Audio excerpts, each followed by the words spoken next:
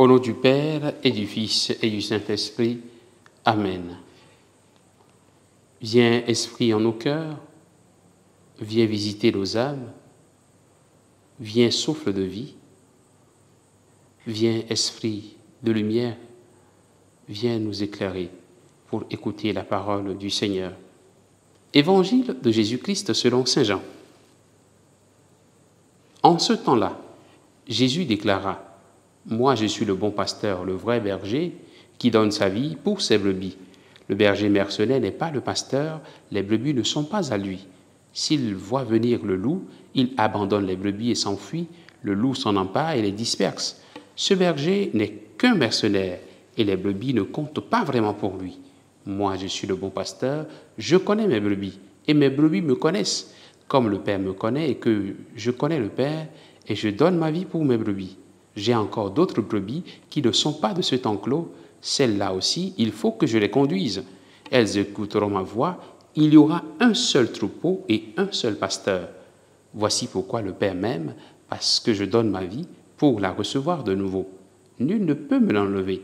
Je la donne de moi-même. J'ai le pouvoir de la donner. J'ai aussi le pouvoir de la recevoir de nouveau. Voilà le commandement que j'ai reçu de mon Père. Acclamons la parole de Dieu. Louange à toi, Seigneur Jésus. Frères et sœurs en Christ, nous sommes aujourd'hui le dimanche 21 avril, le 4e dimanche du temps de Pâques.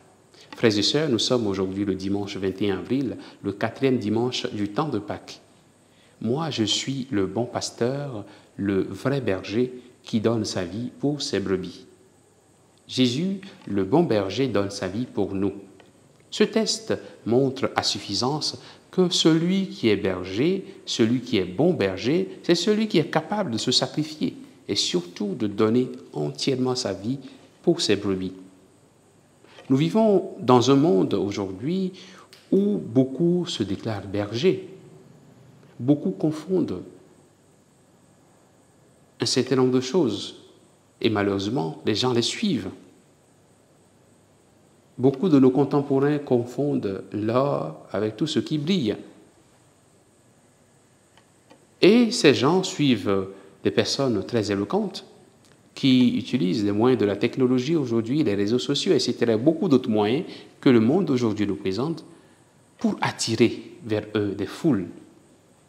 Ces gens promettent monts et merveilles à ces foules qui les suivent. Mais sont-ils vraiment des bergers?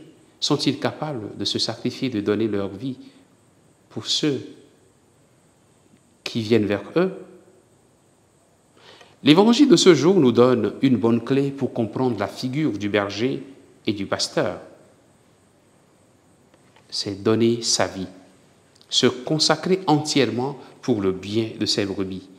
C'est ce que Jésus a fait, c'est ce que Jésus continue de faire avec chacun de nous. Et un berger qui ne se conforme pas au modèle de Jésus ne peut pas être considéré comme un bon berger. Un berger qui ne voit pas Jésus comme modèle, qui ne voit pas Jésus comme exemple à suivre, qui ne voit pas Jésus comme la forme parfaite à laquelle il faut ressembler, ne peut pas être un berger. L'invitation donc est de reconnaître et d'accepter Jésus dans nos vies comme maître et seigneur. Autrement dit donc, comme pasteur de nos âmes. Les évêques, les prêtres et les responsables d'Église ne sont que des lieutenants de Jésus, c'est-à-dire ils ne sont que des représentants de Jésus. Ils ne font que faire ce que Jésus aurait pu faire s'il était là avec nous. Ils ne peuvent pas prendre la place du Seigneur Jésus dans la vie des fidèles. Et c'est pourquoi je voudrais demander pour chacun de nous aujourd'hui la grâce de recevoir le Seigneur Jésus comme seul et vrai maître de nos vies, pour que nous puissions l'accepter, que nous puissions le reconnaître, que nous puissions écouter sa voix, lui qui nous connaît, pour que nous puissions nous aussi le connaître, pour que nous puissions suivre les directives, les indications de ces lieutenants, de ces responsables qui nous conduisent en son nom.